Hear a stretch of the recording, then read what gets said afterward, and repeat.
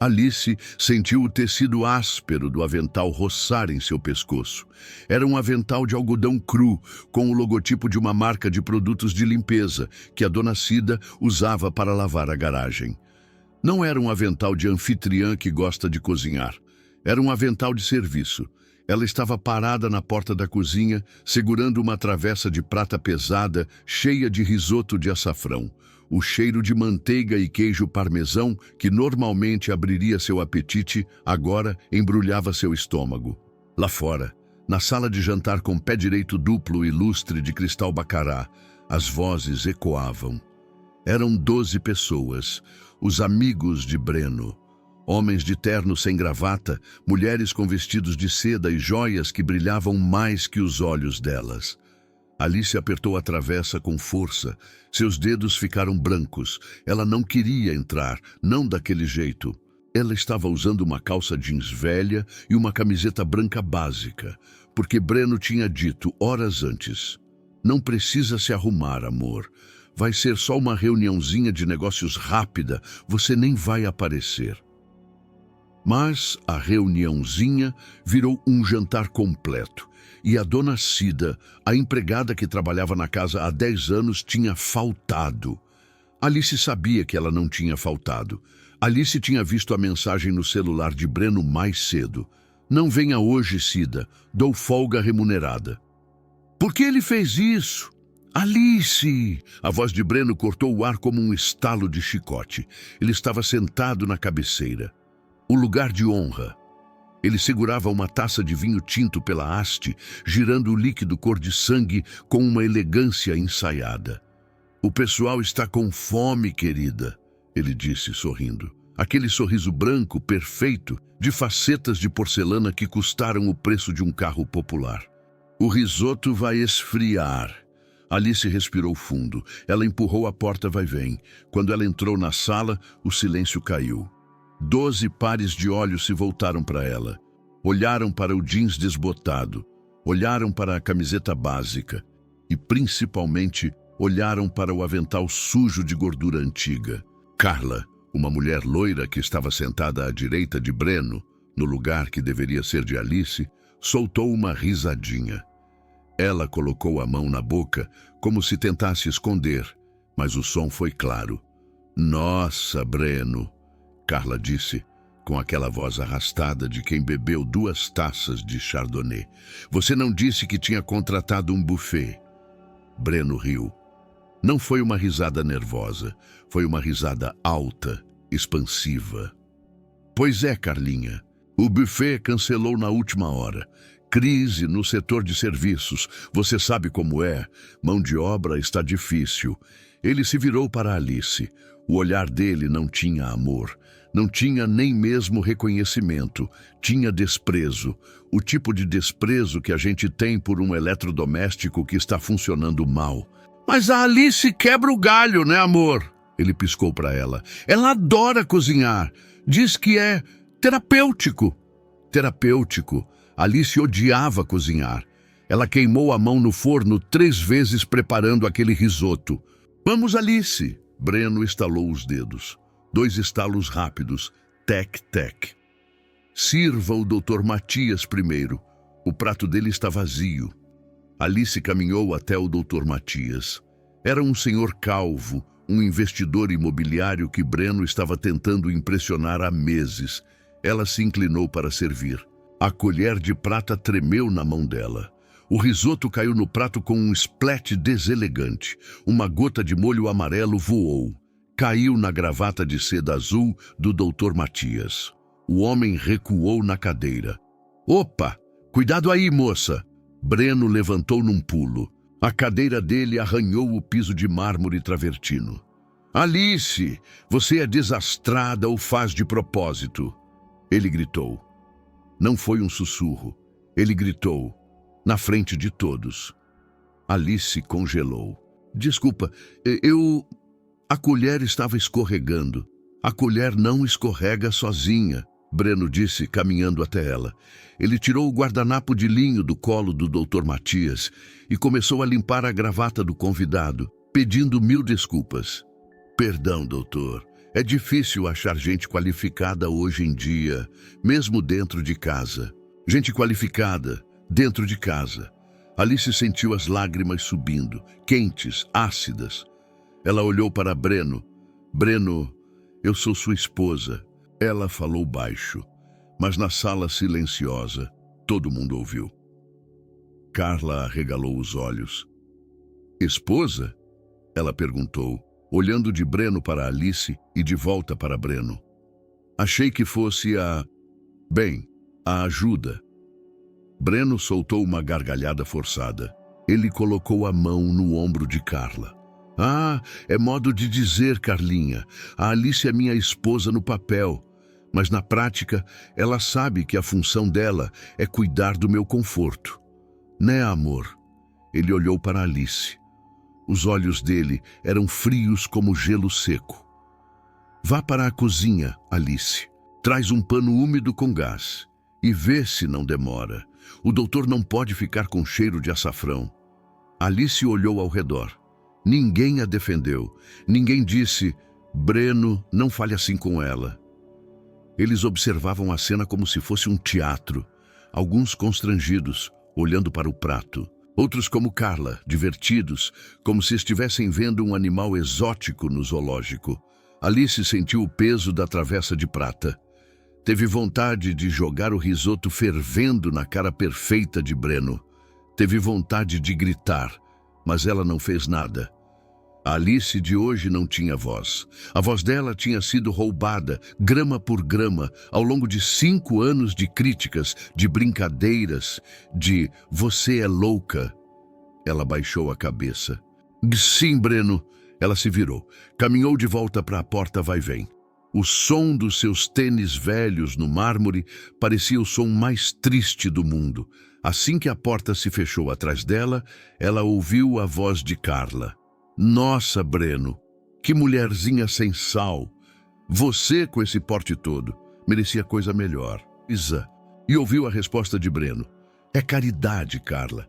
Alguém tem que cuidar dela. Se eu largar, ela morre de fome. A coitada não sabe nem fritar um ovo sem mim. Alice encostou a testa na porta fria da geladeira. As lágrimas escorreram, molhando o avental sujo. Ela não sabia fritar um ovo? Talvez, mas ela sabia assinar um cheque. E se Breno soubesse quem realmente assinava os cheques que pagavam aquele vinho, aquele risoto e aquele mármore, ele não estaria rindo. Alice lavou a louça, não porque precisava, mas porque o barulho da água corrente abafava o som das risadas na sala, enquanto esfregava uma taça de cristal que custava mais que o salário da dona Cida. Ela se lembrou. Lembrou de 5 anos atrás. Ela tinha 33 anos. Era a herdeira tímida do Grupo Sampaio Imóveis, filha única do Dr. Olavo Sampaio, um homem que construiu metade dos prédios do bairro, mas que nunca deixava a filha participar dos negócios. Lugar de mulher é gastando o dinheiro, Alice, não ganhando, ele dizia. Alice cresceu rica, mas sem propósito. Vivia em galerias de arte, fazia cursos de francês que nunca usava, viajava sozinha. Era solitária, até que conheceu Breno. Ele era corretor de imóveis em uma das imobiliárias do pai dela. Era bonito, falante, ambicioso. Ele não olhou para Alice como a filha do dono. Ele olhou para ela como uma mulher.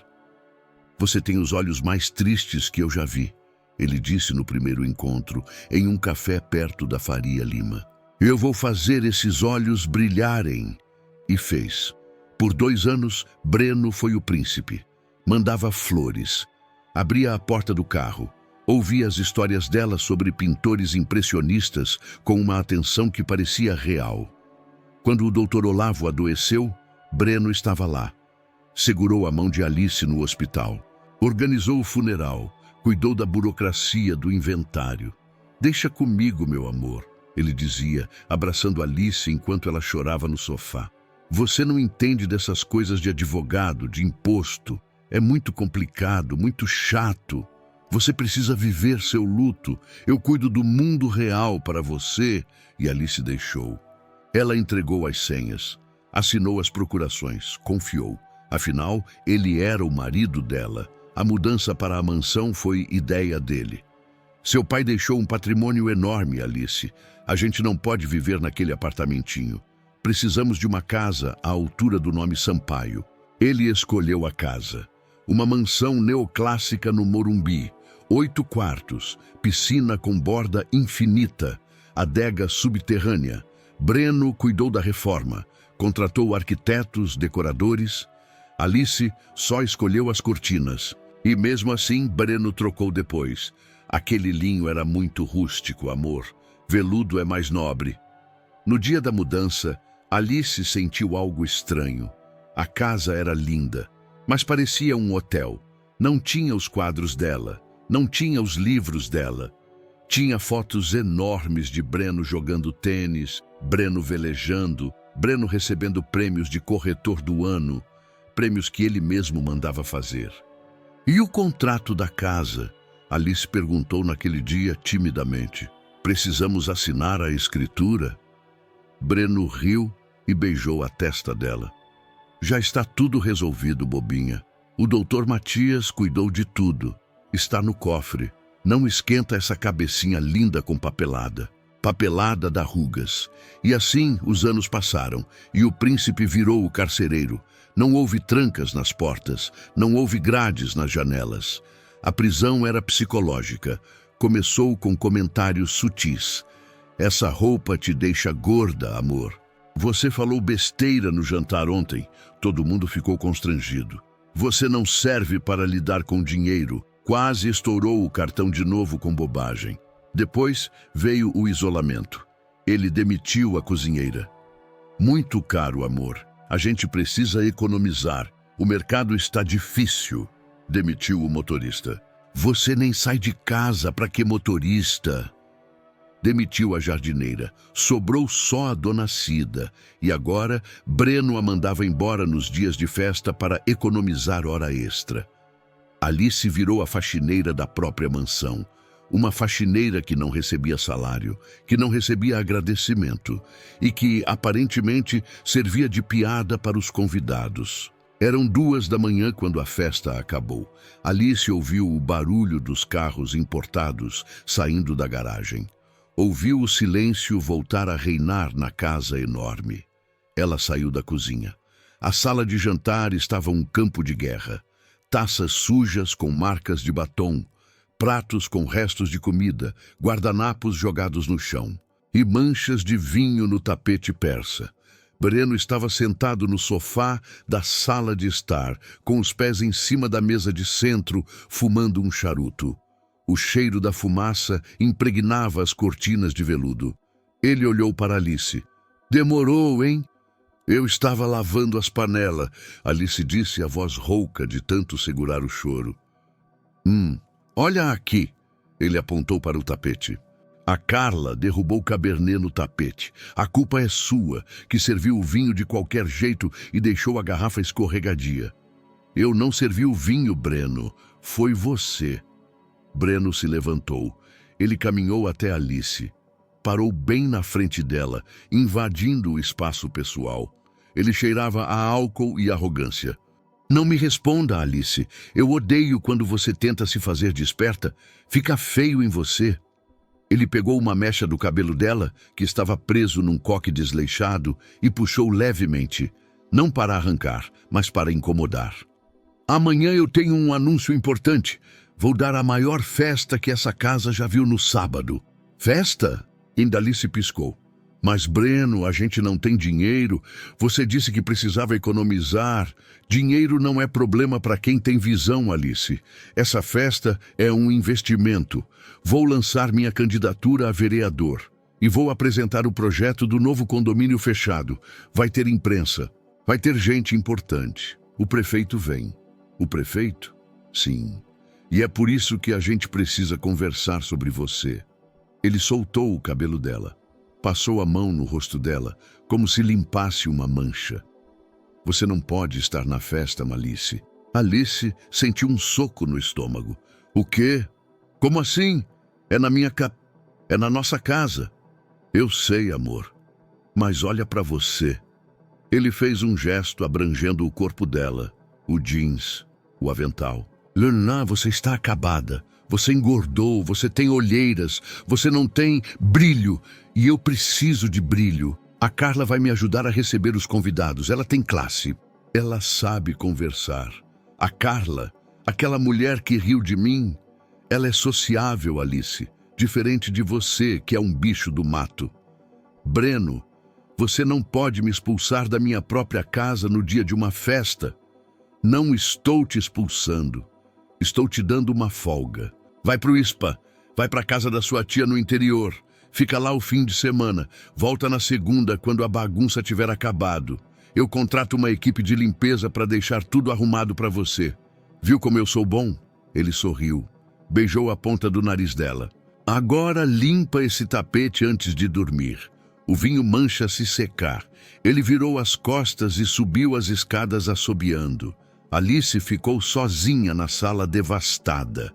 Ela olhou para o tapete manchado de vermelho. Parecia sangue.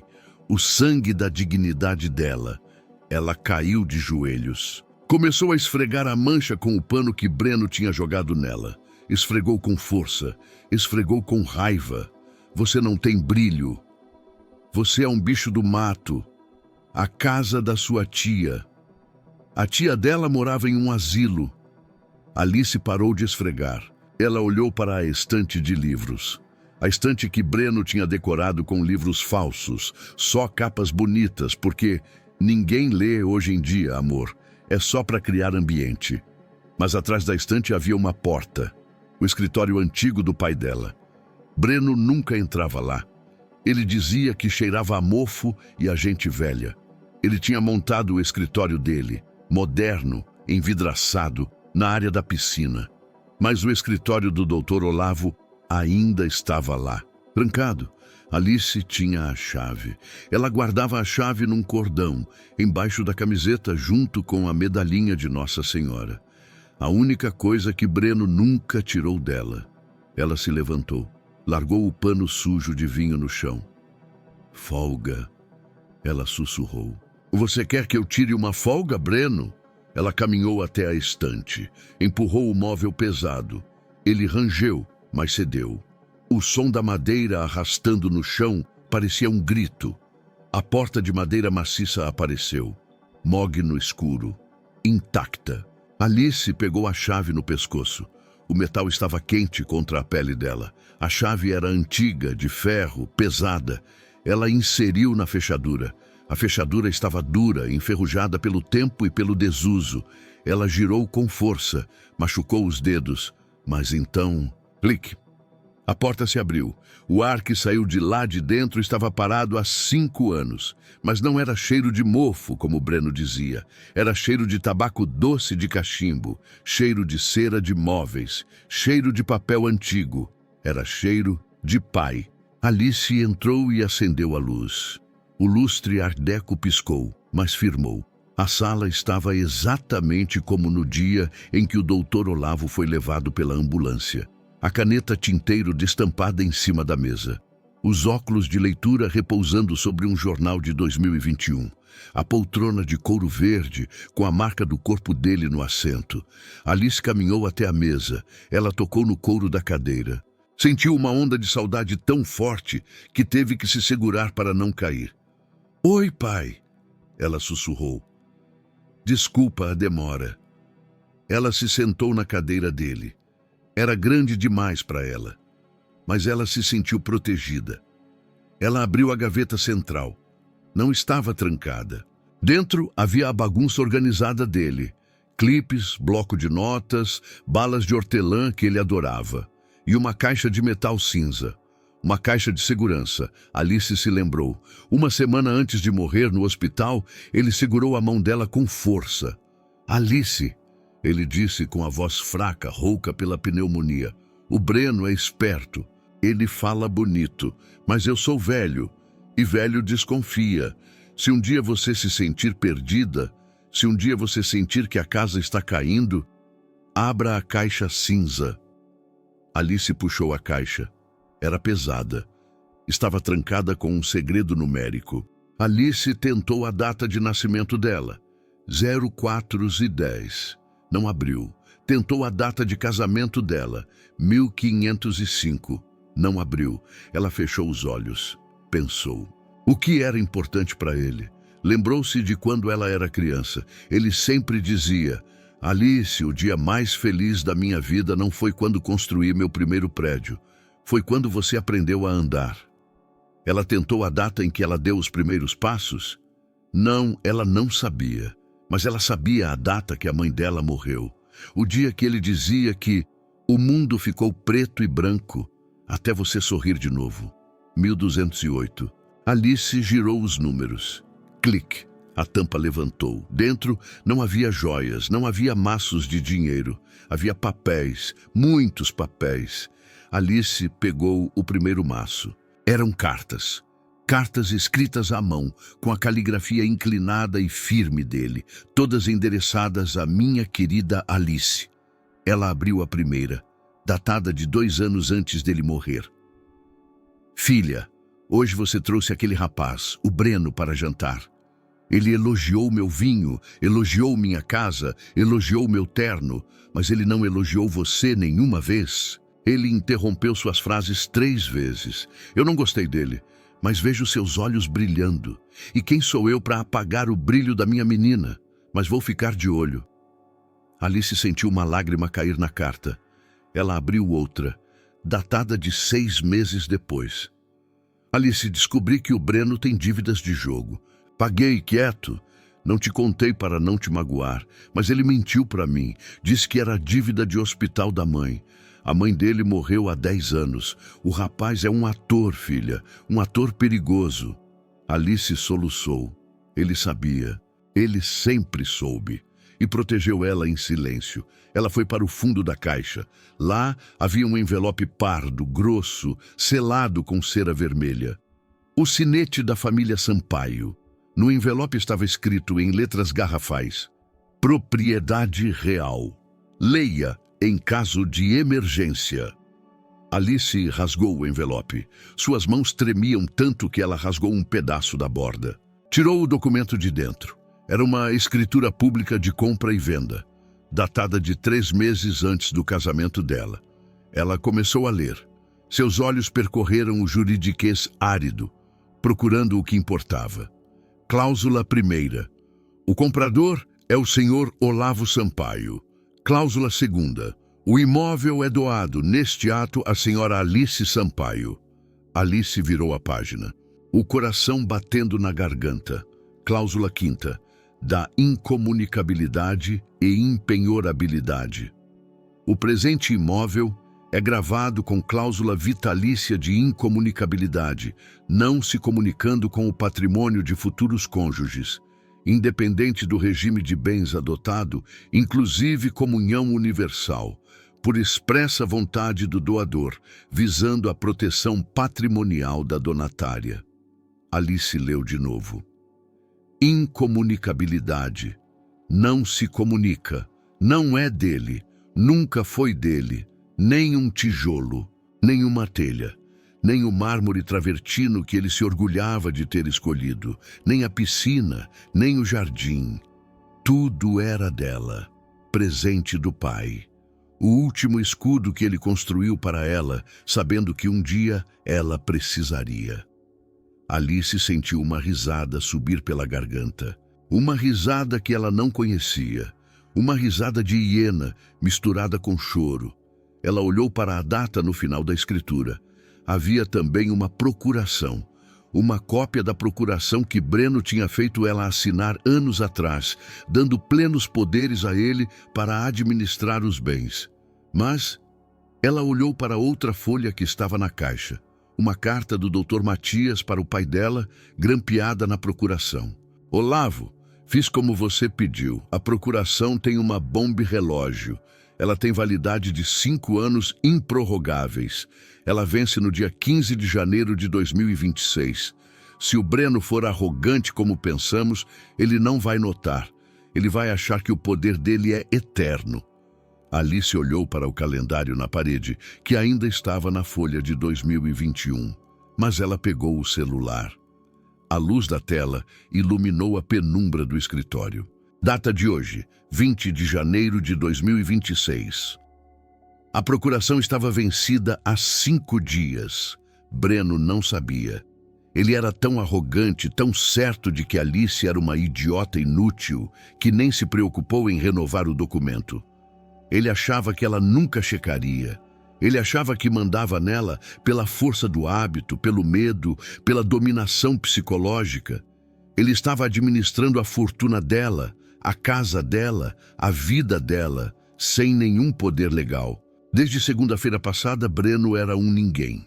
Juridicamente, ele era um estranho, assinando papéis sem validade.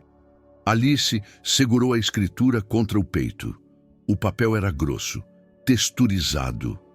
Era mais valioso que qualquer joia que Carla estivesse usando. Era a liberdade dela. Ela beijou o papel. Beijou a assinatura do pai. "Obrigada, pai", ela disse para a cadeira vazia. "Você estava certo. A casa caiu, mas só para ele. Breno quer uma festa."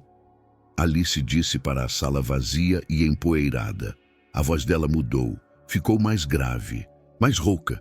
Ela imaginou a festa de sábado. O prefeito, a imprensa, a Carla de anfitriã. E imaginou Breno contando vantagem. Então ele vai ter uma festa inesquecível. Alice guardou o documento na caixa.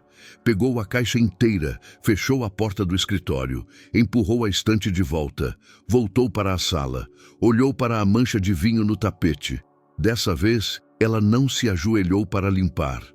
Ela olhou para aquela mancha vermelha como se fosse sangue de uma batalha. Ela foi até a cozinha, abriu a geladeira, pegou uma garrafa de vinho tinto fechada, um Barolo caro Safra 2015, que Breno estava guardando para uma ocasião especial. Custava R$ 5.000 a garrafa. Ela abriu a garrafa com o saca-rolhas elétrico.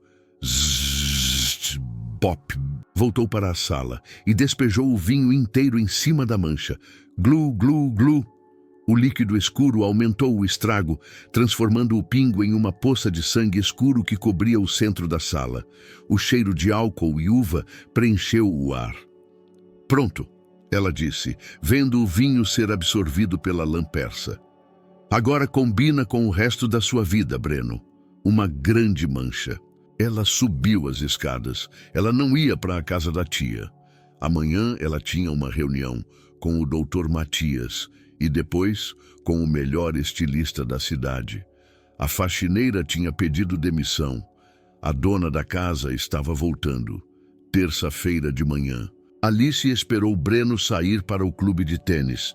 Assim que a Maserati dele rugiu no portão, uma Maserati financiada no nome da empresa Sampaio, ela saiu. Não chamou Uber. Breno monitorava o cartão de crédito dela. Ela foi a pé até o ponto de ônibus. Pegou um coletivo até o centro. Desceu 2 quadras antes do escritório renomado de advocacia Matias em Associados. Entrou no prédio espelhado. A recepcionista impecável franziu o nariz para o jeans e o tênis de Alice. "Posso ajudar? Entregas são pela lateral." "Eu não sou entregadora. Sou Alice Sampaio. Quero falar com o Dr. Matias." A recepcionista hesitou. Digitou algo no computador. Os olhos dela se arregalaram. "Senhora Sampaio, perdão, o Dr. Matias..." "Eu não sabia. Ele deixou ordem estrita para ser avisado se a senhora aparecesse." 5 minutos depois, Alice estava sentada em uma poltrona de couro que parecia abraçá-la. Dr. Matias entrou na sala. Ele envelheceu desde o funeral do pai dela, mas os olhos eram os mesmos, vivos, inteligentes. "Alice, minha querida." Ele a abraçou, um abraço de avô. "Eu estava preocupado. Tentei te ligar no aniversário de morte do Olavo, mas seu número tinha mudado. O Breno mudou o meu chip. Diz que eu recebia muito trote." Dr. Matias apertou os lábios. Uma linha branca de raiva apareceu em volta da boca dele. "Imaginei, aquele rapaz. Ele tem blindado você de tudo, não é? Inclusive dos relatórios mensais que eu mando." "Que relatórios?" Os relatórios de rendimento, Alice, seus prédios comerciais no Itaim, os galpões em Barueri, o aluguel que sustenta a vida de rei do camarote do seu marido. Alice sentiu um gosto amargo. Ele diz que a gente está quebrado, que precisa economizar no supermercado. Quebrado? Dr. Matias riu, uma risada seca. Alice, você é uma das mulheres mais líquidas de São Paulo. Seu pai deixou uma máquina de imprimir dinheiro. O Breno gasta muito, sim. Compra carros, paga jantares, viaja, mas ele não conseguiu quebrar o principal, porque eu e seu pai blindamos o capital. Ele só gasta o fluxo de caixa. A nata. O leite está protegido. Alice tirou o envelope pardo da bolsa. E a casa? Dr. Matias pegou a escritura. Sorriu. Ah, a joia da coroa. Seu pai sabia que o Breno ia crescer o olho nessa casa. Por isso, a cláusula de incomunicabilidade. Breno acha que a casa entra na comunhão universal porque foi comprada depois do casamento. Mas não foi comprada. Foi doada com reserva de domínio antes. Tecnicamente e legalmente, Breno é um hóspede.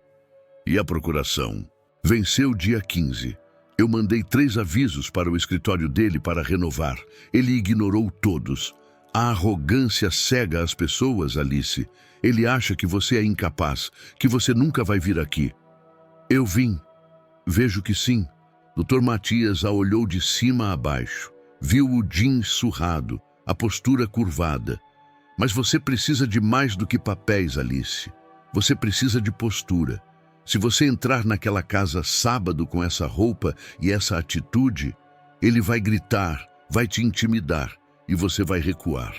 Documento só vale na mão de quem tem coragem de usar. Eu tenho coragem, doutor. Eu só não tenho roupa. Dr. Matias abriu uma gaveta, tirou um cartão preto metálico. Este é o cartão corporativo da holding. Conta Sampaio. O Breno não tem acesso a essa conta. Nunca teve. Seu pai deixou para despesas estratégicas. Alice pegou o cartão. Era pesado, frio. O que eu posso comprar com isso? Tudo. Dr. Matias piscou. É o dinheiro do seu pai, Alice. Use para honrar a memória dele. Derrube o usurpador. Alice saiu do escritório. O sol do meio-dia batia no rosto dela, mas ela não sentia calor. Sentia uma frieza fada, uma determinação que vinha de dentro. Ela caminhou até a Avenida Europa. Entrou na primeira concessionária de luxo que viu, mas hesitou. Não, carro era depois. Primeiro a armadura. Ela foi para a rua Oscar Freire, o quadrilátero do luxo. O lugar onde Carla comprava seus vestidos dourados e onde Breno comprava seus sapatos italianos. Alice caminhava por ali de cabeça baixa, sempre, sentindo-se uma intrusa no mundo da beleza. Mas hoje, ela levantou o queixo. Ela parou na frente da L'Etoile, a boutique mais cara da rua. A vitrine exibia manequins sem cabeça vestindo roupas que custavam o preço de um rim. Alice olhou para o reflexo dela no vidro. Jeans desbotado, tênis sujo de terra da caminhada, camiseta branca larga, cabelo preso num coque frouxo. Ela empurrou a porta de vidro temperado. O ar-condicionado lá dentro tinha cheiro de orquídeas e dinheiro novo. 2 vendedoras estavam conversando perto do balcão de mármore Carrara. Ambas altas, magras, maquiadas como modelos, vestindo preto total. Elas olharam para Alice. O olhar foi rápido. O famigerado scanner de carteira. Elas viram o tênis. Viram a ausência de bolsa de grife e voltaram a conversar, ignorando a presença dela como se ela fosse um fantasma. Alice caminhou até uma arara de blazers. Tocou em um tecido branco, lã fria egípcia, macio como uma nuvem. Por favor, não toque se não for levar. O tecido mancha. Uma das vendedoras, uma morena com o nariz empinado, chamada Vanessa, estava no crachá dourado, se aproximou. Ela não sorriu. Posso ajudar, moça? As entregas são pela porta lateral. Ou você está procurando doação? Porque a gente não faz doação aqui. Alice sentiu o rosto queimar. O hábito antigo de pedir desculpas subiu pela garganta. Desculpa, entrei errado. Mas aí ela lembrou do avental sujo de risoto. Lembra do Breno estalando os dedos. Lembra da escritura na bolsa. Alice enfiou a mão no bolso do jeans. Tirou o cartão de metal preto. O Sampaio Holding Black Infinite. O cartão que não tinha limite. O cartão que comprava o prédio da loja, se ela quisesse. Ela segurou o cartão entre os dois dedos como uma shuriken. Eu não estou procurando doação, Vanessa, Alice disse. A voz saiu firme. E eu não sou entregadora. Eu sou a cliente que vai pagar a sua comissão do mês inteiro nos próximos 30 minutos. Se você me atender direito. Os olhos de Vanessa caíram para o cartão. Ela reconheceu o metal, reconheceu o símbolo do banco privado. A cor fugiu do rosto dela. A postura mudou instantaneamente. O nariz empinado baixou. Um sorriso falso e trêmulo apareceu. Oh, senhora, me perdoe. A luz aqui é ruim. Eu não... Claro, 1000 perdões. O que a senhora deseja? Champanhe, café, água Perrier? Champanhe, Alice disse. Gelado. E chame a gerente. Eu quero um atendimento exclusivo. Vou refazer meu guarda-roupa. A gerente, uma mulher elegante chamada Renata, apareceu em segundos, deslizando pelo chão como se tivesse rodinhas. Senhora? Sampaio. Alice Sampaio. Senhora Sampaio, é um prazer. Vanessa, traga a Veuve Clicquot agora. Sente-se, por favor. O que a senhora tem em mente? Eu tenho um evento no sábado, Alice disse, recostando-se no sofá de veludo cinza e cruzando as pernas, o tênis sujo contrastando com o luxo. É uma festa na minha casa. Vai ter imprensa, vai ter o prefeito e vai ter o meu ex-marido que acha que eu sou uma faxineira. Renata piscou, processando a informação. Depois, um sorriso cúmplice de mulher para mulher apareceu. Entendi. A senhora não quer um vestido de festa. A senhora quer uma armadura de guerra. Exatamente. Nada de babadinhos, nada de estampas florais, nada de romântico. Eu quero poder, eu quero autoridade. Eu quero que as pessoas olhem para mim e sintam vontade de pedir permissão para falar. Eu sei exatamente o que a senhora precisa. Nas 3 horas seguintes, a loja fechou as portas. Pedido de Alice. Alice provou 20 roupas. Primeiro, um vestido vermelho. Bonito, mas muito amante. Não, depois um macacão preto. Muito executiva júnior. Não. Então, Renata trouxe o conjunto. Era uma calça de alfaiataria branca, de corte reto, cintura alta, tecido pesado que caía sem fazer uma única dobra errada. Uma blusa de seda azul marinho profundo, com decote e gola estruturada. E um blazer branco para jogar nos ombros, estilo capa. Alice vestiu. Ela saiu do provador e se olhou no espelho triplo. A mulher que olhou de volta não era a Alice, era a presidente da Sampaio Imóveis. A roupa alongava a silhueta. O contraste do branco com o azul dava um ar náutico de dona de iate, mas também de seriedade absoluta. Esse, Alice disse. Ficou perfeito, Renata concordou. E os sapatos?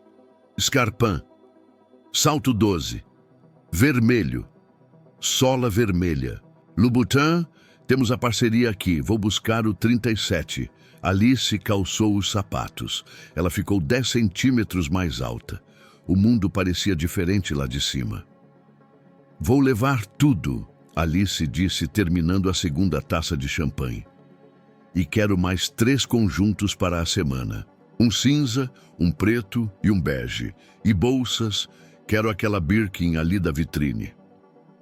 A Birkin tem lista de espera de 2 anos, senhora, Vanessa começou a dizer. Alice olhou para ela.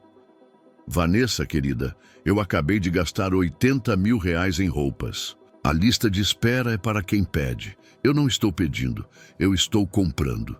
Renata interveio imediatamente. Embale a Birkin, Vanessa, agora. Alice saiu da loja carregada de sacolas, que o motorista da loja levaria para o hotel, onde Alice passaria a noite, já que ela não voltaria para casa. Vanessa curvou-se tanto na despedida que quase encostou a testa no chão. Mas a transformação não estava completa. A roupa era a armadura, mas o rosto ainda era o da vítima. Alice atravessou a rua e entrou no salão do Marco Antônio, o cabeleireiro das celebridades. Ela não tinha hora marcada, mas o cartão preto abriu a agenda. Marco, ela disse para o cabeleireiro, um homem extravagante que a olhou com curiosidade. Tire essa cara de vítima de mim. Marco tocou no cabelo dela, longo, sem corte, preso no coque eterno. O cabelo guarda memória, querida, Marco disse. Memória de tristeza. Vamos cortar o passado. A tesoura cantou. Mechas longas de cabelo castanho caíram no chão. Alice viu o cabelo caindo e sentiu um peso saindo dos ombros. Marco cortou curto. Um Chanel assimétrico, moderno, com a nuca batida. Um corte que exigia manutenção, exigia dinheiro e exigia atitude. Ele tingiu os fios brancos. Fez luzes cor de mel para iluminar o rosto. Depois, a maquiagem. Base de alta cobertura para esconder as olheiras de choro. Contorno para afinar o rosto. Iluminador. E o batom. Não o rosa pálido que Breno gostava, para você ficar com cara de menina. Um vermelho fechado, cor de vinho Barolo. O mesmo vinho que manchou o tapete. Quando Marco virou a cadeira para o espelho, Alice engasgou. Não havia traço da faxineira. Havia uma mulher de 38 anos, sofisticada, perigosa e linda. Obrigada, Marco, ela disse, segurando as lágrimas para não borrar o rímel. Você não cortou só o cabelo, você cortou as correntes. Ela pagou, deixando uma gorjeta generosa, e saiu para a noite de São Paulo. Ela pegou o celular, ligou para a empresa de segurança privada, Falco.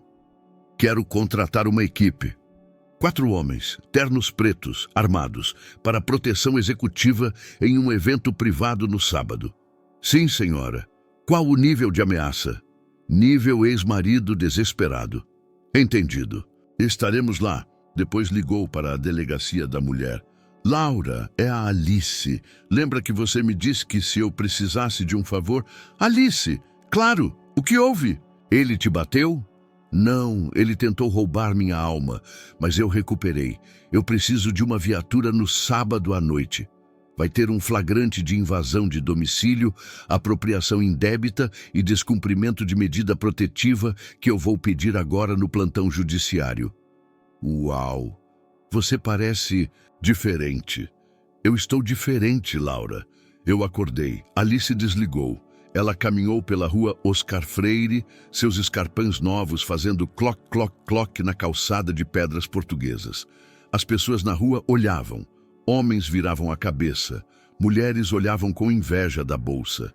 Ninguém via uma coitada, viam uma dona, e no sábado Breno veria também, o último show da vida dele. Sábado chegou. O céu estava limpo, cravejado de estrelas, mas ninguém olhava para cima. Todos olhavam para a mansão Sampaio. Breno não economizou. Ou melhor, não economizou o dinheiro de Alice. A fachada neoclássica estava iluminada com uplights dourados que faziam as colunas parecerem feitas de ouro maciço. Uma equipe de manobristas, todos uniformizados, recebia os carros importados, Porsche, BMW, Mercedes. Breno estava na porta radiante. Ele usava um smoking azul noite sob medida que custou o preço de um carro popular. O cabelo estava perfeitamente alinhado com gel, escondendo as entradas da calvície incipiente. Ele sorria, apertava mãos, dava tapinhas nas costas. Ao lado dele, Carla. Ela não estava vestida de convidada, estava vestida de dona da casa. Um vestido longo dourado, decotado nas costas, cheio de paetês que refletiam a luz. Ela segurava uma taça de champanhe como se fosse um cetro. Bem-vindos, entrem, Breno dizia, com aquela voz de barítono treinada. A casa é de vocês, sintam-se à vontade no meu lar. Um casal de empresários se aproximou. O senhor Rocha, dono de uma construtora, e sua esposa, Patrícia. Breno, que recepção espetacular, Rocha disse. E essa reforma, ouvi dizer que você mudou tudo. Tudinho, Rocha. Breno estufou o peito. Derrubei paredes, troquei o piso. Sabe como é? Eu tenho um olho clínico para design. A Alice, bem, ela queria deixar tudo com cara de casa de vó. Tive que intervir. Falando nisso, cadê a Alice? Patrícia perguntou, olhando ao redor. Faz tempo que não a vejo. Breno fez uma cara triste. Uma atuação digna de Oscar. Ele suspirou e baixou o tom de voz, como se confiasse um segredo de estado. Ah, Patrícia, é complicado. A Alice não está bem. Doente? Da cabeça, querida.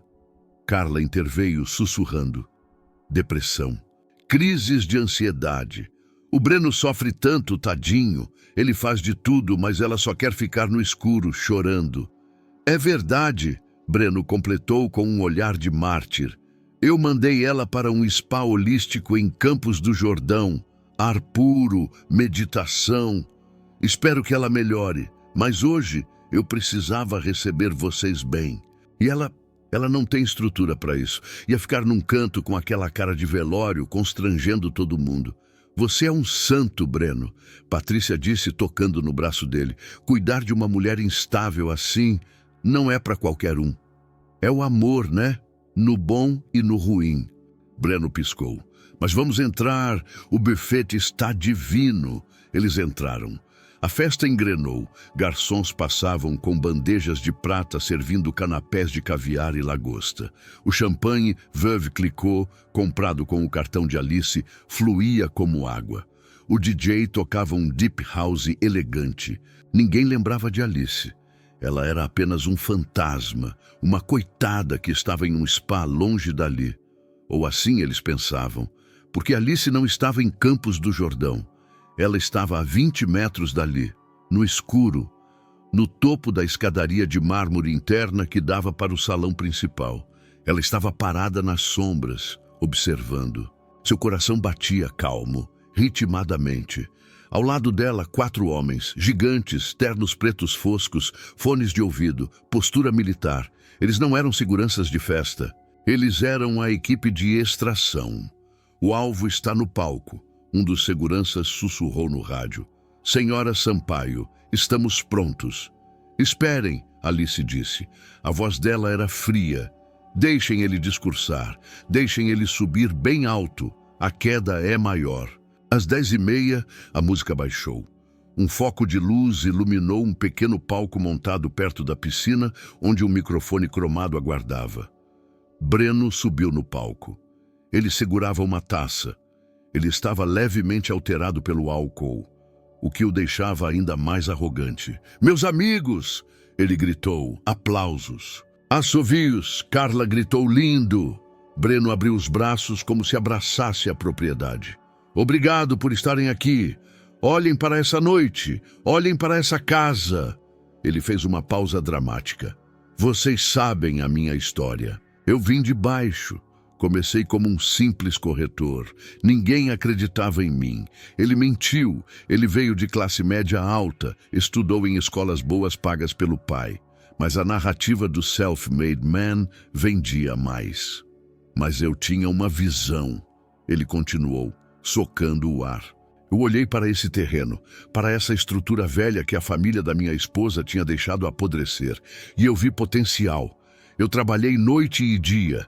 Eu desenhei cada detalhe dessa reforma. Eu escolhi esse mármore onde vocês estão pisando. Mentiroso, Alice pensou. Você escolheu o mármore, mas quem assinou o cheque de R$200 mil fui eu. E hoje, Breno olhou para o prefeito que estava na primeira fila. Hoje eu quero dar um passo além. Eu transformei essa casa. Agora quero transformar nossa cidade. Ele sorriu, mostrando os dentes perfeitos. Eu sou pré-candidato a vereador, porque chega de gente incompetente no poder, chega de gente que não sabe administrar.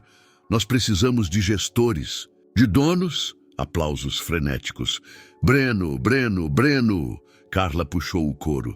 Breno estava no êxtase. Ele era o rei do mundo.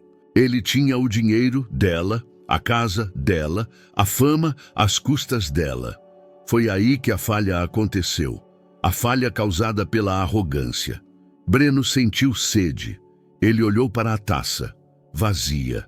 Ele olhou para os garçons, todos ocupados servindo os convidados. Ele olhou para a porta da cozinha e o circuito antigo do cérebro dele ativou. O circuito que via a esposa como serva. No calor do momento, intoxicado pelo poder e pelo álcool, ele esqueceu a mentira do spa. Ele esqueceu que Alice não deveria existir naquela noite.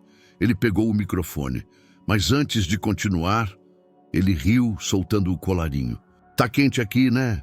Onde está o serviço dessa casa? Ele olhou fixamente para a porta da cozinha. Alice! Ele gritou. O som explodiu nas caixas de som. Alice, traz gelo, porra! O champanhe do prefeito está quente. O silêncio caiu como uma guilhotina. A música parou. O DJ, assustado, cortou o som. O coro de Breno morreu. O Sr. Rocha franziu a testa. Alice, aqui está no spa. Patrícia sussurrou. Ele está chamando a esposa para trazer gelo. Breno piscou, percebendo o erro fatal. O rosto dele ficou vermelho. Ele tentou rir. Desculpem, gente, é força do hábito. É que a gente tem uma copeira chamada Alice também. É uma piada interna, coincidência de nomes, sabem como é. Que piada engraçada, Breno. A voz não veio do microfone, veio de cima, veio do topo da escada. Mas não era uma voz fraca. Era uma voz projetada, treinada, que cortou o salão sem precisar de amplificação. Todos se viraram. 300 cabeças giraram em direção à escadaria. E então a luz se acendeu. Não a luz amarela e quente da festa, mas um refletor branco, cirúrgico, que Alice tinha mandado instalar naquela tarde. O feixe de luz atingiu o topo da escada. E lá estava ela. Houve um suspiro coletivo. Quem era aquela mulher? Não podia ser a Alice bicho do mato, a Alice sem sal, a Alice do avental sujo. A mulher no topo da escada parecia uma rainha nórdica, cabelo curto, moderno, brilhando como ouro antigo, batom vermelho sangue. E a roupa? Meu Deus, a roupa. Calça branca de alfaiataria que parecia esculpida no corpo, blazer capa sobre os ombros. Ela irradiava poder, dinheiro, perigo. Breno deu um passo para trás no palco. Ele quase tropeçou nos fios. Alice! Ele sussurrou, o microfone captando o pânico na voz dele. Alice começou a descer. Ela não desceu correndo, ela desceu devagar, degrau por degrau. A cada passo, o som do salto Louboutin ecoava no mármore. Clac, clac. Era o som de um relógio contando o tempo restante da vida de Breno. Ela chegou ao térreo. A multidão se abriu. Ninguém precisou pedir licença. As pessoas se afastavam instintivamente, como o mar vermelho se abrindo para Moisés. O Sr. Rocha recuou, derrubando canapés no chão. Patrícia cobriu a boca com a mão. Alice caminhou pelo corredor humano. Ela olhava para frente, focada no alvo. Ela passou por Carla. Carla estava paralisada, segurando sua taça. Alice parou por um segundo. Olhou para o vestido dourado de Carla. Cafona! Alice disse, sem parar de andar. O paetê grita desespero, querida. Carla engasgou. Alice chegou à frente do palco. Ela estava a 2 metros de Breno, mas parecia que ela tinha 3 metros de altura. Breno tentou recuperar o controle. Ele era o macho alfa, lembra? O dono da festa. O que você está fazendo aqui? Ele sibilou tentando afastar o microfone, mas o som vazou. Olha para você, o que fez no cabelo? Você está ridícula. Vai pro quarto agora. A gente conversa depois. Alice sorriu. Foi o sorriso mais aterrorizante que Breno já tinha visto. Me dá o microfone, Breno. Nem fodendo! Sai daqui! Segurança! Tirem essa louca daqui! Breno olhou para os lados, procurando os seguranças que ele tinha contratado. 2 rapazes magros de colete que estavam comendo salgadinhos na entrada. Mas quem respondeu não foram os seguranças dele. Foram as sombras. Os 4 gigantes de terno preto surgiram atrás de Alice. Eles subiram no palco. Em um movimento fluido, 2 deles seguraram os braços de Breno. Não machucaram, apenas imobilizaram. O microfone caiu da mão dele. O terceiro segurança pegou o microfone no ar antes de bater no chão e entregou para Alice com uma reverência respeitosa. Senhora Sampaio? Alice segurou o microfone. Ela se virou para a plateia. O silêncio era absoluto. Nem os grilos ousavam cantar. Boa noite, Alice disse. A voz suave, educada, contrastando com a violência da cena. Peço desculpas pela interrupção do circo, mas o palhaço, ela apontou para Breno, imobilizado, esqueceu quem é a dona da lona. Um ou correu pela plateia. Você disse que construiu essa casa, Breno. Alice continuou, virando-se para ele. Disse que escolheu o mármore. Disse que suou por ela. Ela enfiou a mão no bolso do blazer, tirou o envelope pardo. Curioso, porque eu tenho aqui a escritura, e o único nome que aparece nela é o meu, Alice Sampaio, doada pelo meu pai, Dr. Olavo Sampaio, com cláusula de incomunicabilidade. Ela ergueu o papel. Sabe o que isso significa, gestor? Significa que o regime de bens não importa. Significa que essa casa nunca foi sua. Significa que você mora de favor. Breno estava pálido como cera. O suor escorria pelo rosto dele, derretendo a maquiagem de TV que ele tinha passado. Alice, para com isso. As pessoas estão olhando. É mentira dela, gente. Ela está louca. É o remédio. Louca? Alice riu. Talvez eu tenha sido louca, sim. Louca por deixar você assinar meus cheques por 5 anos. Louca por acreditar que eu precisava de você para fritar um ovo. Ela deu um passo à frente. Mas a loucura acabou na terça-feira, quando eu descobri que a sua procuração venceu. Ela mostrou outro papel. Você está administrando meus bens ilegalmente há 5 dias, Breno. Cada centavo que você gastou nessa festa é apropriação indébita, roubo, crime. O prefeito lá na frente fez um sinal para os assessores. Começou a recuar em direção à saída. Breno viu seu apoio político evaporar. Não! Espera! Breno gritou, tentando se soltar dos seguranças. É um mal-entendido. Amor, a gente se ama. Amor? Alice perguntou. Você acabou de gritar para eu trazer gelo, na frente de 300 pessoas. Você me chamou de faxineira a semana inteira. Você demitiu a Cida para eu limpar o chão. Isso é amor, Breno? Ou é sadismo? Ela olhou para Carla, que tentava se esconder atrás de uma palmeira. E você, Carla? É amor também? Ou é só interesse no cartão de crédito dele, que, aliás, é o meu cartão de crédito adicional? Todos olharam para Carla. Alice voltou para Breno. O show acabou, Breno. Ela estalou os dedos. Doutora Laura? A porta principal se abriu. Dessa vez não eram convidados, eram policiais fardados, civis e militares. A delegada Laura entrou segurando uma pasta. Senhor Breno Matos? Laura disse, subindo no palco. Sim, Breno choramingou. O senhor está preso em flagrante. Preso? Por quê? Eu estou na minha casa. Não, senhor, Laura corrigiu. O senhor está na casa da senhora Alice Sampaio, que revogou sua permissão de estadia. O senhor está invadindo o domicílio. Além disso, temos denúncias de estelionato e violência patrimonial. As algemas clicaram. O som metálico ecoou pelo sistema de som. O microfone ainda estava perto. Foi o fim. Breno desabou. O homem que 5 minutos antes dizia que ia transformar a cidade, agora chorava como uma criança. Ele se jogou no chão, os seguranças o soltaram. Ele se arrastou até os pés de Alice. O smoking azul ficou sujo de poeira do palco. Alice, pelo amor de Deus, não deixa eles me levarem, a minha imagem, a minha campanha. Ele agarrou o escarpão vermelho dela, beijou o sapato. Eu sou seu marido, eu te amo, me perdoa. Eu faço o que você quiser, eu viro seu empregado, eu lavo o chão, mas não me expulsa. Alice olhou para baixo. Viu o homem que a aterrorizou por anos. Viu como ele era pequeno. Viu como o poder dele era feito de fumaça. Ela sentiu uma calma absoluta. Solta meu sapato, Breno, ela disse. É um Louboutin.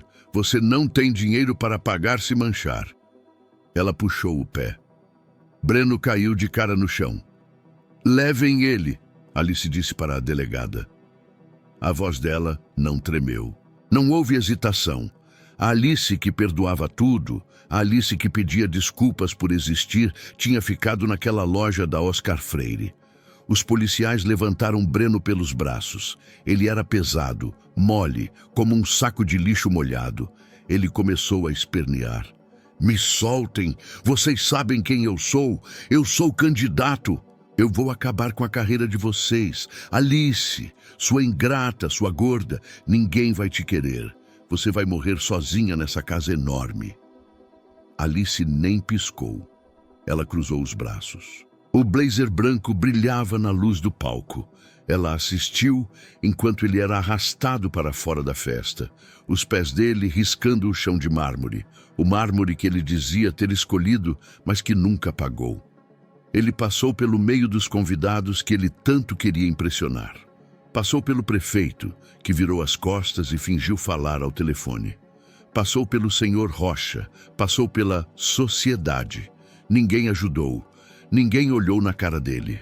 O cheiro do fracasso é contagiante e ninguém queria pegar. Quando a porta da frente se abriu, o som da sirene invadiu o salão. E depois, o barulho da porta da viatura batendo. Bam! E o silêncio. Alice olhou para a plateia. Os 300 convidados estavam paralisados, segurando suas taças de champanhe quente, como estátuas em um museu de cera.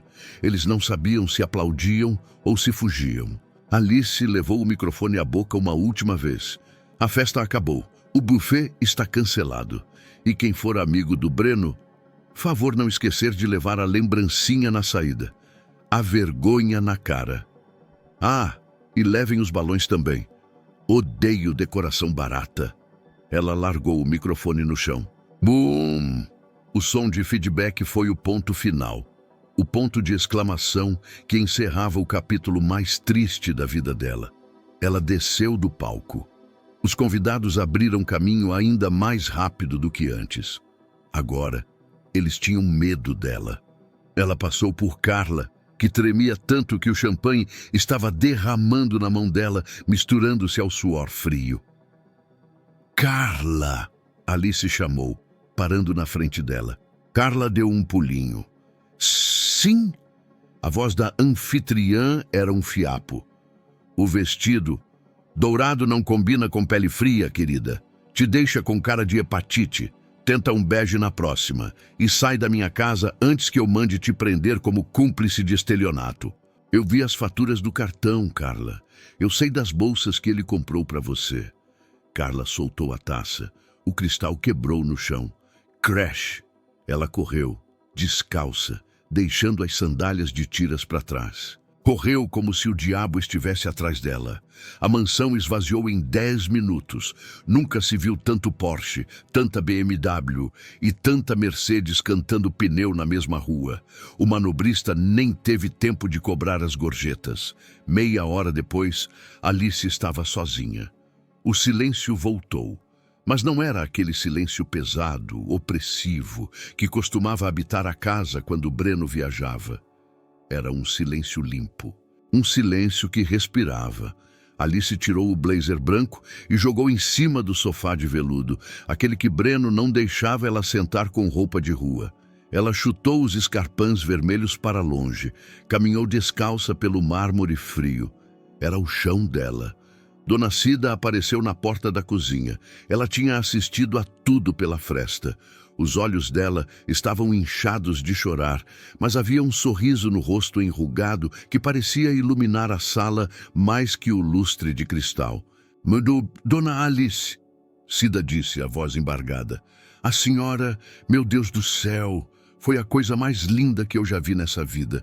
Parecia a novela das 8, mas com final feliz. Alice sorriu, um sorriso cansado, mas genuíno. Foi melhor que novela, Cida. Foi a vida real. A senhora quer alguma coisa? Um chá de camomila? Um copo d'água com açúcar? Alice olhou para a mesa de jantar imensa, vazia. Olhou para o lugar onde dias antes ela tinha sido humilhada de avental, servindo o risoto queimado para aquela gente fútil. Quero café, Cida, café forte, de coador e pão de queijo. Tem pão de queijo?